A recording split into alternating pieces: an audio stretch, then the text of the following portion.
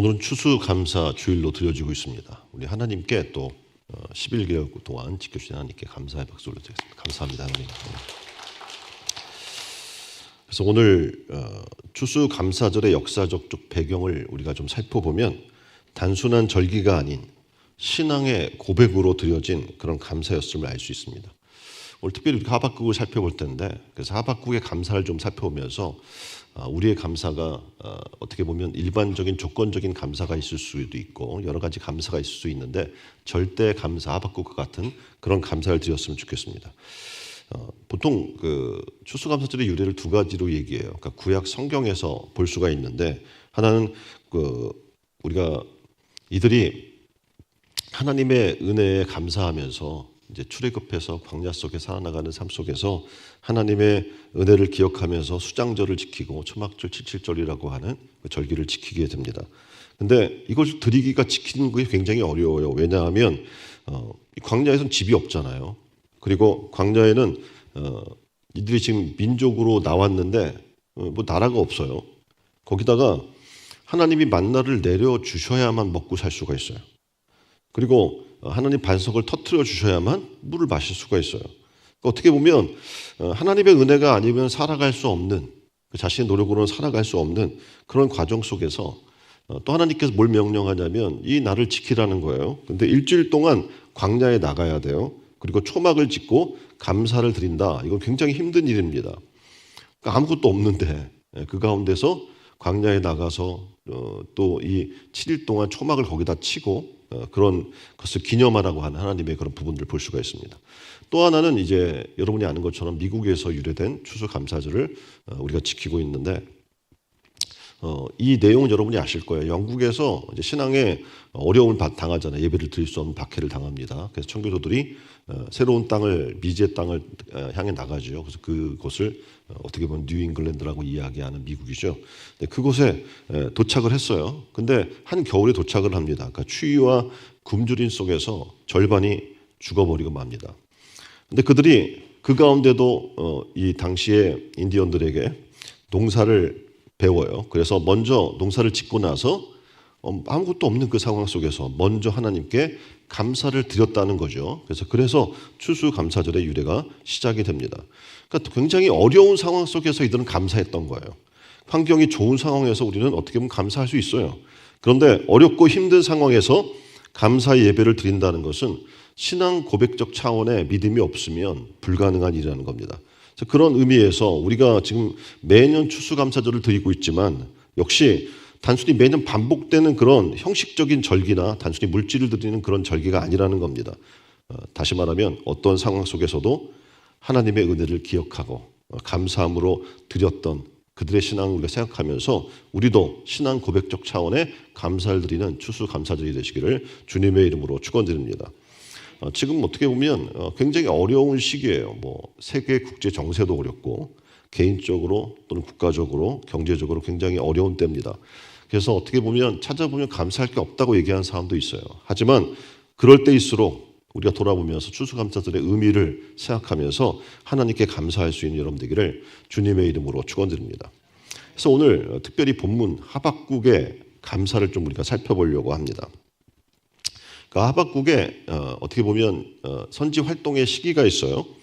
이렇게 보시면 시기가 있는데, 근데 주로 활동하던 시대가 유다 왕 여호야김의 시대였습니다.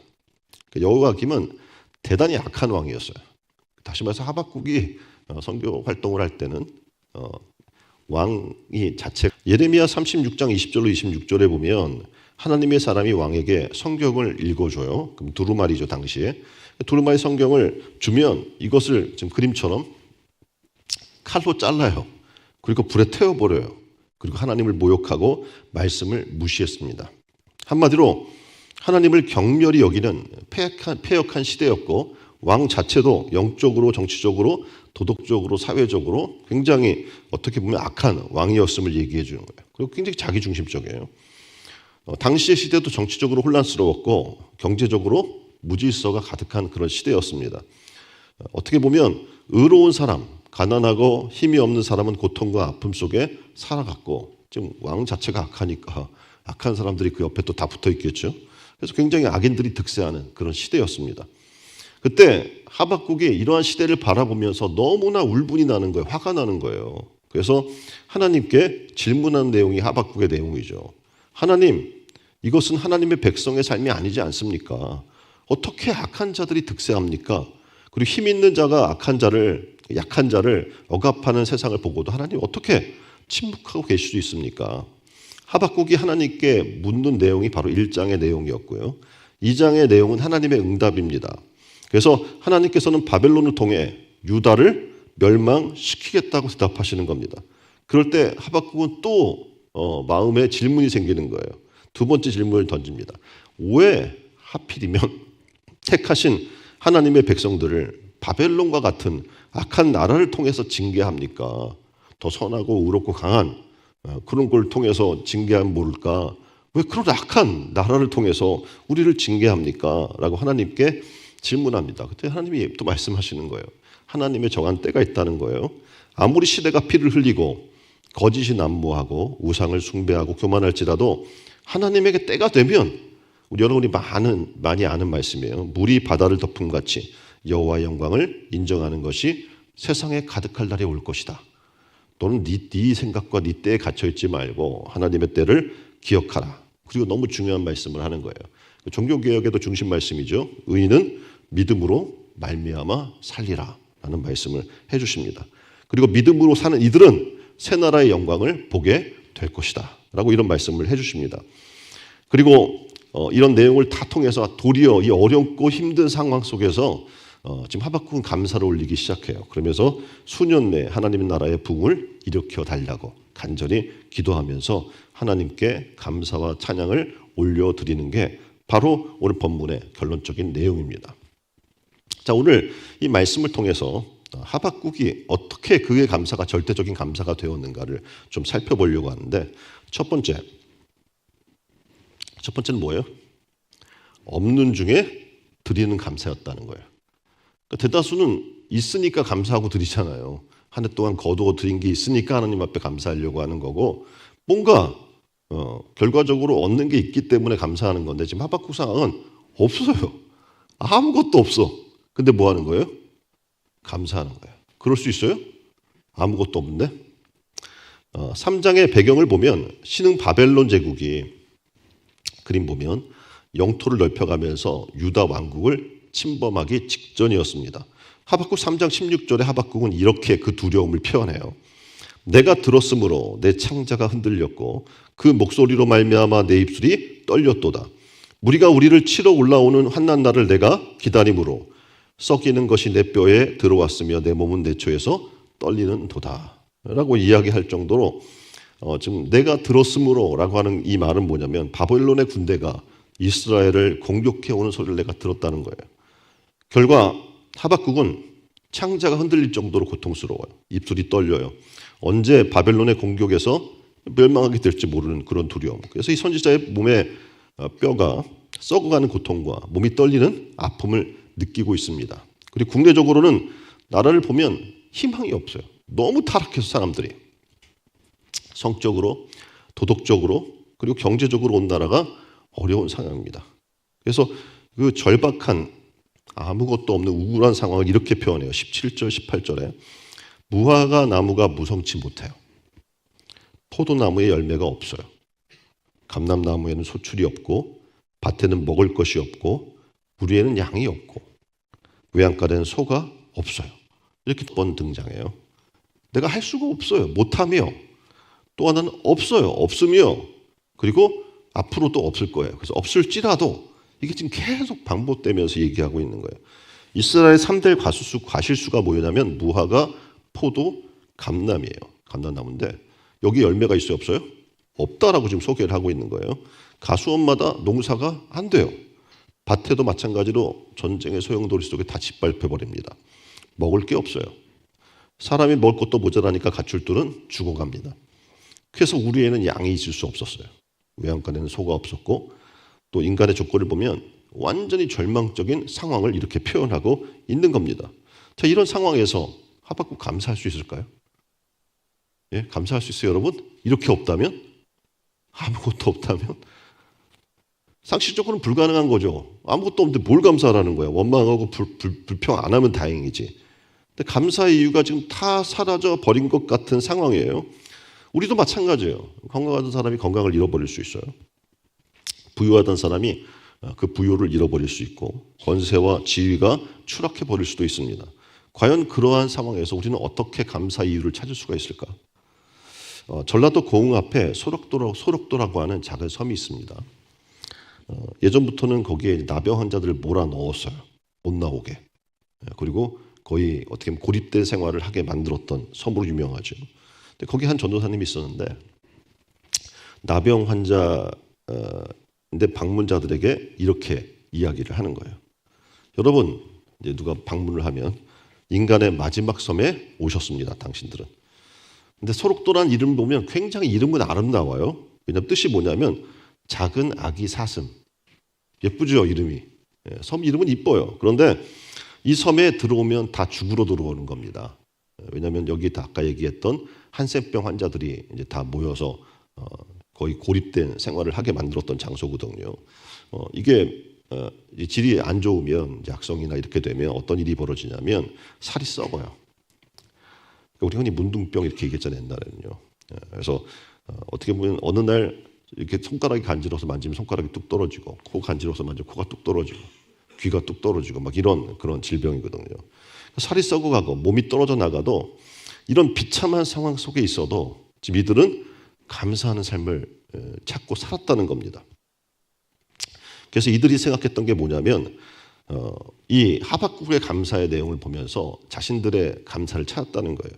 무화과의 열매가 없을지라도 밭에 식물이 없을지라도 우리의 양이 없을지라도 우리의 믿음이 이렇게 찌라도라고 하는 신앙의 삶으로 들어가지 않으면 초보 신앙이 될 수밖에 없다는 겁니다.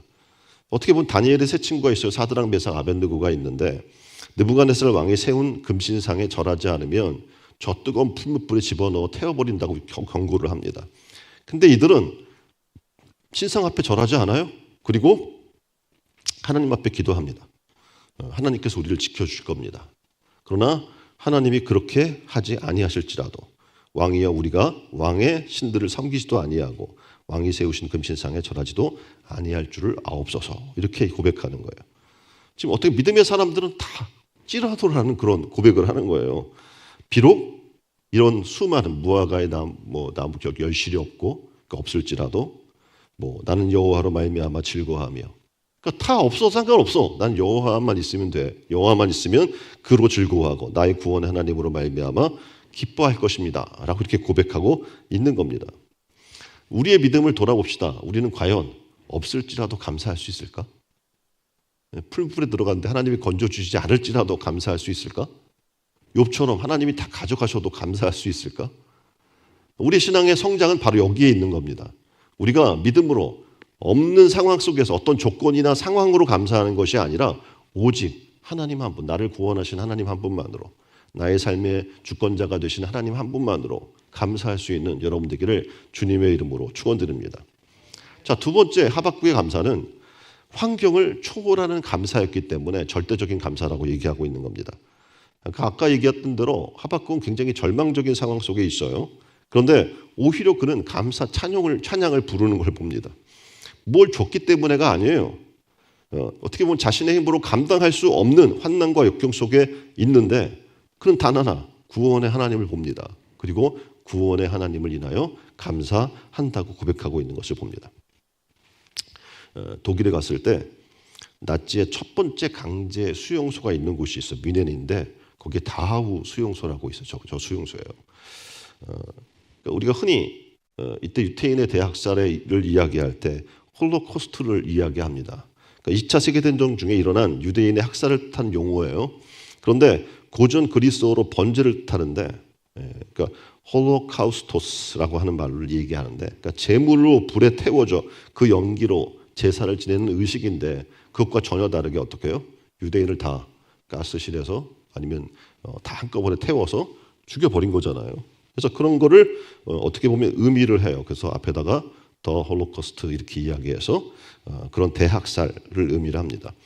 1941년부터 1945년까지 유대인 민간인 포로들을 잡았어요. 그래서 가스실에서 총살을 하거나 아니면 강제 노동 계획된 일들로 인해 먹을 것 제대로 안 주니까 영양실조로 죽이거나 아니면 생체 실험을 하거나 그런 방법을 통해 조직적으로 살해를 했어요. 그래서 약 600만 명의 유대인이 죽었다고 얘기해요. 어마어마한 거예요. 유럽 내에 약 900만 명의 유대인이 있었는데 3분의 2가 죽은 거예요. 자, 그림은 다하우 수용소에 있는 내부 모습인데 그러니까 히틀러의 명령 아래 만들어진 수용소예요. 근데 소각장 내부의 모습이 오른쪽에 있어요. 사람을 태운 거죠. 그리고 왼쪽은 어떻게 태웠는지 재현한 그런 모습을 그림으로 지금 보여주고 있습니다. 다음 그림 보면 첫 번째 그림을 보면 아우슈비츠 수용소에 나치가 150만 명에 이르는 사람들을 희생을 시켰어요. 이 한 수용소에서. 근데 첫 번째 그 사진의 벽에 보면 막 손톱 자국이 있잖아요. 그 사람들을 가스실에 집어넣고 죽이려고 하니까 어떡해? 사람들이 고통을 참지 못하고 벽에 손톱으로 막 긁어서 난 자국이라고 이야기를 합니다. 두 번째 자료를 보면 미국의 홀로코스트 기념 박물관에 이렇게 나와 있는 사진인데 시체 소각장 뒤에 쌓여 있는 유대인의 시체 더미를 이렇게 보여주고 있습니다. 또 세 번째 자료는 아우슈비츠 수용소의 가스실 내부를 보여주고 있고 네 번째는 지금 보면 캔이 있어요. 근데 이게 뭐냐면 독가스인데 치클론 B라고 하는 가스캔입니다. 이거를 던져 넣어놔요. 그럼 이게 바닥부터 피어오르기 시작하면 사람들이 이걸 피하려고 막 올라가는 거예요, 위로. 그럼 어떡합니까? 약한 사람 밑에 깔리고 그나마 좀 힘센 사람이 어떻게 해요? 위로 올라가 있겠죠. 그래서 가스실 문을 이제 다 끝난 다음에 열어놓으면 어떤 일이 일어나냐면 사람이 탑처럼 쌓여 있다는 거예요. 왜냐하면 조금이라도 더 살려고 위로 올라가서 살려고 시체 탑이 쌓여 있다고 이야기합니다. 아래쪽에는 연약한 어린이들이 깔려 있대요. 한 살아남은 사람 위젤이라는 사람이 자신들은 이스라엘의 선민으로 그 자부심을 갖고 살았었는데 이런 모습들을 옆에서 목격한 거예요. 그리고 도살장으로 끌려가는 게 소보다도 못하고 그런 대우받으면서 당시에 그 어떻게 보면 사람을 태우는 장소를 가마솥이라고 이야기를 했는데 그 연기로 다 태워지는 모습을 보면서 이렇게 얘기했다는 거예요. 하나님은 죽었다. 만약 하나님이 살아계시다면 뭐 어떻게 이런 일이 벌어질 수 있는가. 그래서 유대인들이 죄 없이 어떻게 보면 죽어간다고 생각하는 그 순간에 하나님은 어디 계십니까? 수많은 사람들이 그 외쳤어요. 근데 놀랍게도 연합군이 유대인이 죽어간 수용소를 탄원하면서 수용소의 벽을 살펴보다가 한 구석에 쓰여진 못을 보고 깜짝 놀랍니다. 뭐였냐면 찬송가였어요. 그 고통받고 죽어가는 상황 속에서 그 크신 하나님의 사랑, 말로 다 형용 못하네. 하늘을 두루마리 삼고 바다를 먹물 삼아도 하나님의 사랑을 기록할 수 없겠네. 어떻게 보면 지옥 같은 상황이잖아요. 근데 그 상황에서 하나님의 사랑을 찬양하고 있는 글귀가 써여 있는 거예요. 그리고 그 벽 아래쪽을 보고 사람들이 더 놀란 게 뭐냐면 거기에 이렇게 쓰여 있었다고 합니다. 하나님은 여기에 계십니다. God is here. 이렇게 써 있는 거예요. 더 이상 견딜 수 없는 고통 중에 지옥과 같은 절망과 잔인한 학살 가운데 이 모든 것을 넘어서 그럼에도 불구하고 하나님은 여기 계시다. 다시 말하면 하나님은 여전히 우리와 함께 계시고 우리와 함께 고통을 받고 계시다 라고 기록을 해놓은 거예요. 절대 감사라는 건 이런 거예요. 내가 어떤 조건이 좋아서 상황이 좋아서 내가 무엇을 받아서 감사하는 게 아닙니다. 어떠한 상황과 형편 속에서도 하나님이 나와 함께 하십니다. 풀무불 속에서 여기 내가 타 죽어도 하나님이 도와주지 않는다고 할지라도 우리는 어떻게 여호와로 말미암아 감사하고 그 하나님께 찬양하는 거예요. 이것이 바로 절대 감사인 겁니다. 그래서 감사란 어떤 좋은 상황에서 하는 것이 아니고 어떤 고난 앞에서도 이 감사가 있으면 지금 이것을 기록해 놓고 끝까지 하나님을 찬양하다 간 사람들을 보게 되면 좌절하지 않은 거죠. 감사는 죽음 앞에서도 하나님을 찬양하게 만들고 감사는 우리의 이성과 상식을 뛰어넘는 기적을 일으키기도 합니다. 성경 속의 소리를 많이 봐요. 바울과 실라의 빌립보 감옥에 갇힌 광경을 우리는 보죠. 그곳에서 어떻습니까? 어떻게 보면 귀신 들린 사람을 귀신을 내어 쫓아준 선한 일을 했다고 몰매 맞고 어떻게 보면 지하 감옥에 갇히고 거기서 고통받는 상황을 만나게 됩니다. 이처럼 그런 상황 가운데서도 이 바울과 실라는 뭘 하냐면 하나님께 감사 찬양을 올렸다고 성경은 기록해주고 있어요. 좋대. 도대체 절대 감사의 근원은 뭘까? 어떻게 이렇게 감사하게 할까? 19절에 이 감사의 근원을 이렇게 설명해 주고 있어요. 주 여호와는 나의 힘이라. 이들의 한결같은 고백인 거예요. 뭐냐면 우리가 이것을 이기고 극복하고 살아나가게 만드는 것은 단 하나, 주님이 나의 힘이 되시기 때문입니다 라고 고백하는 거예요. 놀랍게도 이렇게 얘기해요. 주님이 나의 힘이 되기 때문에 나의 발을 사슴 같게 하십니다. 그래서 나를 높은 곳으로 다니게 하시리로다 라고 지금 마지막 절에 얘기하고 있는 거예요. 하나님은 결코 우리가 공궁에 빠지고 고통 가운데 빠져서 허우적대는 것을 원치 않습니다. 하나님 다시 우리를 일으키실 것이고, 그리고 슬픔을 기쁨으로 바꾸고 탄식을 찬송으로 바꿔서, 그리고 우리를 암사슴 같게 하셔서 높은 곳에 이르기를 원하신다라는 것을 우리에게 좀 설명해 주고 있는 거예요. 바로 하박국이 얘기하는 겁니다. 그 고난 중에서. 이것이 바로 하나님을 향한 절대 감사를 하는 사람들의 모습인 겁니다. 여기서 나의 높은 곳으로 다니게 하리라 라고 이야기할 때 높은 곳은 어디를 얘기합니까? 승리자의 위치인 거예요. 높은 곳은.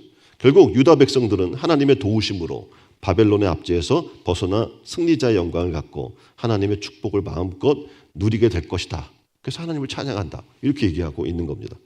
지금 여러분의 삶이 어떻습니까? 어려움이 있을 수 있어요. 건강적으로, 아니면 지금 삶의 가정의 문제 때문에, 또 직장에서 여러 가지 어려움을 맞을 수 있습니다. 근데 하나님은 얘기하는 거예요. 하나님이 힘 있는 것을 아는 사람, 주 여호와는 나의 힘이라 이렇게 고백하는 사람은요, 우리의 삶이 비록 지금 침체되어 있는 것 같아 보이지만 하나님은 나로 암사슴 같게 만들어 주셔서, 나로 암사슴은 어떡합니까? 막 산 골짜기를 그냥 너무 가뿐하게 뛰어 올라가잖아요. 살짝 그렇죠? 그런 것처럼 나를 높은 곳으로 다니게 하신다는, 승리를 주신다는 믿음을 갖는 여러분 되기를 주님의 이름으로 축원드립니다. 그림은 욥이 친구들이 지금 자기를 막 비난하고 있는 거예요. 자신의 절친들인데 그들이 내가 어려움을 당하고 있는데 위로하고 격려해주고 도와줄 망정 자신을 비난하고 욕하고 있어요. 저 뒤에 한 여인이 서 있죠. 그 여인은 누굽니까? 아내입니다. 아내인데 그에게 당신이 믿던 그 하나님이 이렇게 해줬는데 그 하나님을 저주하고 죽어버리라고 그렇게 얘기하고 떠나가 버리는 거예요. 너무 절망적인 상황인 거예요. 어떻게 보면 이러한 상황 속에서 할 수 있는 건 지금 아내가 얘기한 것처럼 지금 내게 축복 준 것 같았는데 다 도로 뺏어가 버린다면 욕하고 저주하고 죽어야 마땅한 상황처럼 보입니다. 그런데 놀랍게도 욥은 변화가 없어요. 없어졌는데도 뭐하고 있어요? 감사하고 있는 거예요. 기도하고 있는 거예요. 왜냐하면 이 사람은 환경이나 상황이나 조건에 영향받는 사람이 아니었던 겁니다.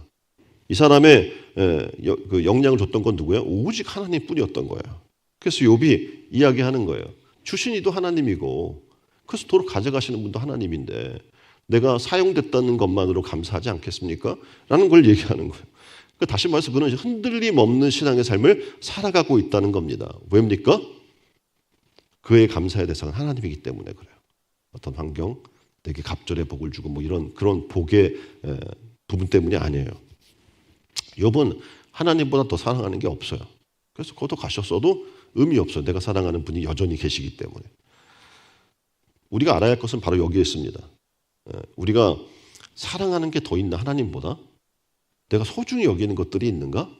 그렇다면 우리는 진중히 생각해 봐야 돼요. 왜냐하면 그것이 나를 실망케 해요.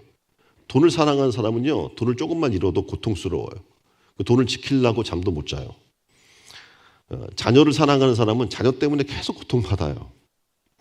왜냐하면 하나님은 우리를 시험할 텐데 그 시험을 보면 내가 하찮게 여기는 걸로 시험하시는 분이 아니라는 겁니다.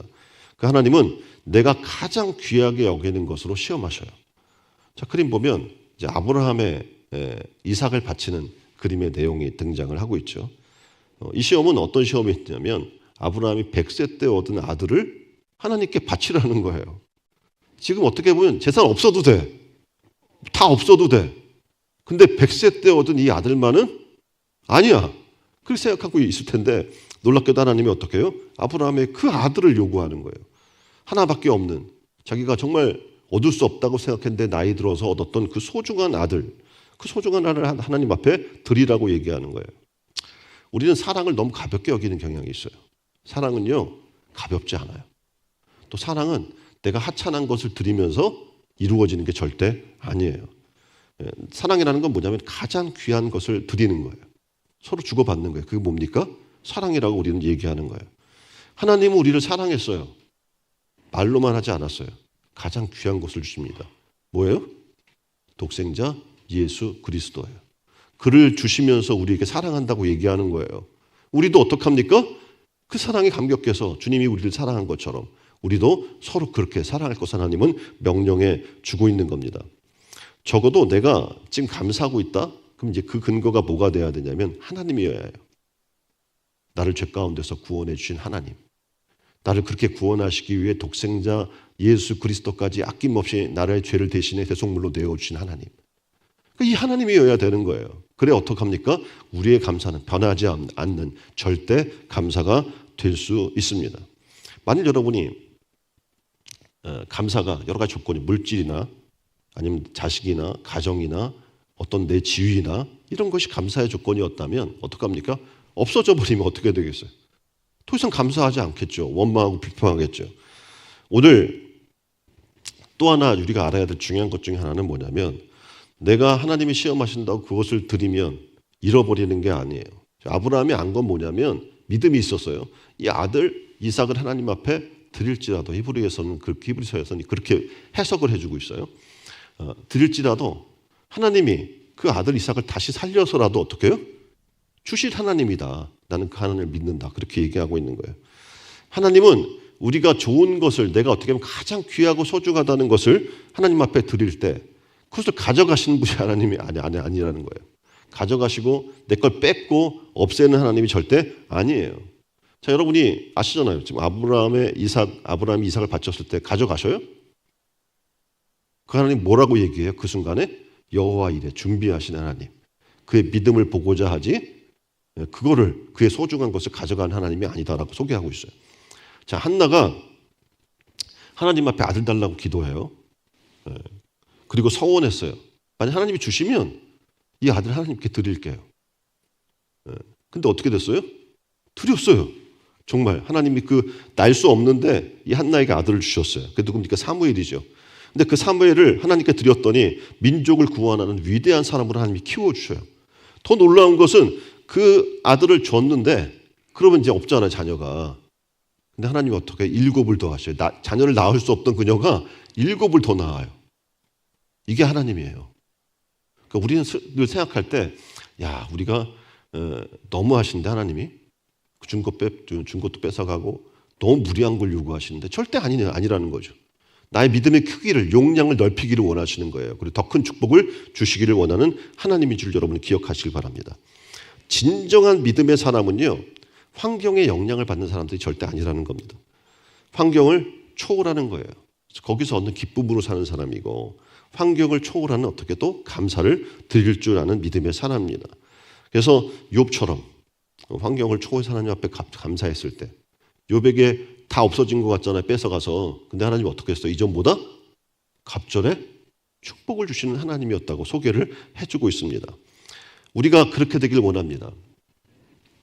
이 믿음의 사람들처럼 하나님 앞에 어떻게 해요? 온전한 감사로 나간 여러분 되기를 주님의 이름으로 축원드립니다. 세 번째, 하박국의 감사가 절대 감사인 이유는 하나님 한 분만으로 감사했다는 거예요. 다른 조건이 없어요. 뭐만으로 감사해요? 하나님 한 분만으로. 앞에 분에게 한번 고백해 보세요. 나는 하나님 한 분만으로 감사해요. 이게 정말 삶이 됐으면 좋겠어요. 입으로만 얘기하는 게 아니라 삶이 그렇게 되기를. 왜냐하면 지금 오늘 하박국은요, 하나님이 예언한 소식을 듣고 가슴이 떨려요. 그리고 창자가 흔들리고 넓적다리가 흔들리고 입술이 부르르 떨리고 뼈마디가 녹아져 내려요. 하나님이 그 환상을 보여주시는 거잖아요. 완전히 멸망되는 그런 과정을. 하박국이 견디는 것은 그 가운데 오직 하나라고 얘기해요. 18절에 나는 여호와로 말미암아 즐거워하며 나는 구원의 하나님으로 말미암아 기뻐하리로다. 다 없어도 나는 뭘로? 여호와 하나님으로 말미암아 즐거워하고 나는 그 구원의 하나님으로 말미암아 기뻐합니다라고 얘기하는 겁니다. 모든 게 다 없어졌어요. 나라가 무너지고 상황이 다 무너져요. 근데 감사할 수 있는 이유 하나를 하박국이 소개하는데 역사의 주권자이신 하나님, 그 하나님이 나와 함께 한다면 다 없어도 상관없습니다 라고 요동치 않는 겁니다. 생각해 보세요. 성경은 뭐라고까지 설명하냐면, 야, 너의 하나님을 너희가 그렇게 못 믿어? 너의 하나님은 어떤 분이냐면 아들을 십자가에 못 박아 죽여서 우리의 죄를 대속하고 구원하시기까지 그렇게 아들을 내어주신 분이 너희를 위해 무엇을 내어주지 않겠니? 너희 하나님은 그런 하나님이야 라고 성경은 우리에게 얘기하는 거예요. 그러니까 어떡합니까? 하나님을 바로 아는 게 필요해요. 신앙생활은 여러분이 하나님을 제대로 만나야 되는 거예요. 예배 하나님을 대상으로 온전히 드려야 돼요. 사람 보고 예배 드리는 게 아니에요. 오직 어떻게 나를 구원하신 그 하나님을 만나고 그 하나님을 찬양하고 그 하나님께 내게 맡긴 사명을 발견하고 다시 세상 속에 나가서 그 사명대로 살아나가는 삶을 사는 것, 그것이 어떻게 해요? 감사로 하나님을 영화롭게 해드리는 삶의 모습인 겁니다. 그런 감사, 그 조건 속에서도 감사하고 어떤 조건이 있어야 감사하고 그런 사람들이 아니라 조건 없이도 하나님 한 분만으로 믿고 그 하나님을 의지하고 그 하나님으로 감사한 여러분 되기를 주님의 이름으로 축원드립니다. 자, 에베소서 5장 20절입니다. 이렇게 얘기해요. 범사에, 그러니까 모든 일에 우주 예수 그리스도의 이름으로 항상 아버지 하나님께 감사하라. 명령이에요. 범사에 모든 일에. 무엇으로? 우리 주 예수 그리스도의 이름으로 항상 아버지 하나님께 감사하라라고 얘기하는 거예요. 어떤 다른 조건 때문에 감사하는 게 아니라 무엇으로? 하나님 때문에. 근데 이 감사는요, 지금 하박국이 했던 절대 감사는 대단한 게 아니에요. 왜냐하면 이거는 우리 믿는 자들이 하나님을 만나야 하고 하나님을 만났을 때 누구나 하는 감사이기 때문에 그렇습니다. 그래서 감사는요, 믿음의 척도가 됩니다. 그러니까 감사가 믿음의 척도가 된다는 얘기는 뭐냐면 어떤 상황 속에서도 감사할 수 있는 그런 훈련들이 돼가잖아요. 그럼 그는 어떻게 해요? 믿음이 커질 수밖에 없는 거예요. 감사의 지수가 떨어지면 당연히 어떡합니까? 원망, 불평이 나오기 시작하고 신앙의 모습이 보이지 않기 시작합니다. 자, 우리 주변을 보면 점점 감사가 메말라지는 것 같아요. 너무 사건 예전과 비교한다면 얼마나 감사한 시대를 살고 있어요. 지금 이 자리에도 일제 하에 전시를 거치고 정말 수많은 독재 정권을 거치고 이런 시대를 쭉 살아서 지금 살아계신 분들이 계시잖아요. 그럼 그 시대에 비하면 어때요 지금? 천국이죠. 너무나 좋아요. 너무 감사한 시대에 살고 있어요. 근데 우리는 계속 잃어버려요. 감사를. 하나님이 주신 은혜도 잃어버리고. 그래서 로마서 1장 21절에는 바울은 이러한 시대를 이렇게 지적해요. 저들은 하나님을 알되 하나님으로 영화롭게도 아니하며 감사하지도 아니하며 오히려 그 생각이 허망하여지며 미련한 마음으로 어두워졌다. 이 시대를 얘기하는 겁니다. 이 시대가 그렇잖아요. 하나님 안다고 말을 하는데 하나님을 영화롭게 안 해요. 그리고 하나님께 감사도 안 해요. 그리고 오히려 어떻게 생각은 허망해져요. 그래서 미련한 마음으로 어두워진 삶을 산다 이렇게 얘기해요. 디모데후서 3장 2절의 말씀입니다. 이렇게 얘기해요. 말세가 되면 벌어질 징조 중에 하나, 사람들은 자기를 사랑하며 돈을 사랑하며 자랑하며 교만하며 비방하며 부모를 거역하며 감사하지 아니하며 거룩하지 아니하며. 그러니까 마지막 때가 되면 세상은 이렇게 감사하지 않는 사람들로 인해서 점점 고통스러워질 것이다. 그리고 그 고통받는 이유 중에 하나는 감사하지 않는 거다라고 얘기하고 있는 겁니다. 성경에 보면 감사를 굉장히 강조하는데 비유로도 많이 말씀하시고 또 그런 상황들이 펼쳐져요. 아까도 지금 한센병, 나병 이렇게 얘기했잖아요. 근데 10명의 나병 환자가, 왜냐하면 당시에는 이 나병이 걸리면 공동체로부터 쫓겨났거든. 추방당해서 그들만 따로 살아야 돼요. 그리고 마을로 나오면 안 돼요. 돌에 맞아 죽거나 거룩하다고 하지 않아서 다 없애버렸단 말입니다. 너무 고통스러워요. 왜냐하면 살이 썩어 들어가고 아까도 이야기한 대로 막 문드러지는 거예요. 몸이 다. 얼마나 고통스럽겠습니까? 근데 이들이 예수님에 대한 소식을 듣고 예수님 앞에 달려왔어요. 그리고 자신들을 고쳐달라고 막 애원하는 거예요. 예수님이 그들을 불쌍히 여겼어요. 그리고 어떻게 해요? 가라. 그 제사장에게 너희 몸을 보여라. 이렇게 얘기한 거예요. 근데 보이러 간다는 거는 난다는 전제인 거잖아요. 근데 이들에게 믿음이 있었던 거예요. 그래서 어떡합니까? 제사장에게 가던 중에 어떤 일이 벌어져요? 이게 나왔어요. 근데 이 9명은 어떻겠습니까? 신나서 막 그냥 가버렸고 한 명만 예수님께 돌아온 거예요. 너무 감사합니다, 주님. 제 병이 나았습니다. 그럼 감사를 고백하고 있는 거예요. 그때 예수님이 이렇게 얘기하죠. 야, 나머지 9은 어디 갔니? 오늘 우리들의 삶이 그래요. 뭔가 문제가 있을 때 그 문제를 해결받기 위해 막 하나님을 찾는데 해결되면 하나님을 안 찾는 거예요. 우리의 신앙이 거까진 거죠. 우리는 그 9에 속하지 않았으면 좋겠어요. 한 명에 감사했던 그 나병 환자처럼 우리도 하나님께 감사를 알고 감사를 올려드리는, 그리고 우리의 신앙이 지금 하박국처럼 어떤 지금 이걸 낫게 해줘서 이게 아니라 없을지라도 뭐 아무것도 없어도 오직 여호와 하나님 한 분만으로 감사할 수 있는 믿음이 있기를 주님의 이름으로 축원드립니다. 지금 아까도 말씀드렸어요. 하박국의 핵심적인 상황들은 그런 거라고. 내가 아무것도 못해요. 아무것도 없어요. 그리고 지금 없을지라도, 그러니까 뭐냐면 앞으로도 없을지라도니까 예상인 거잖아요. if라고. 만일 그렇다고 할지라도 어떻게 해요? 감사합니다. 나는. 누구 때문에? 하나님 때문에. 주 하나님 한 분만으로 감사하는, 하박국이 그렇게 하나님 한 분만 바라봤던 것처럼 우리 신앙도 주님만 바라보는 그런 신앙이 되기를 주님의 이름으로 축원드립니다. 하박국이 마지막에 고백했던 것처럼 주 여호와는 나의 힘이라. 여러분의 힘 뭡니까? 돈입니까? 가정입니까? 자녀입니까? 여러분의 학벌입니까? 오늘 우리의 고백이 달라졌으면 좋겠어요. 그건 다 없어질 수 있어요. 근데 오직 주님 한 분만은 영원하다는 사실을 기억하십시오.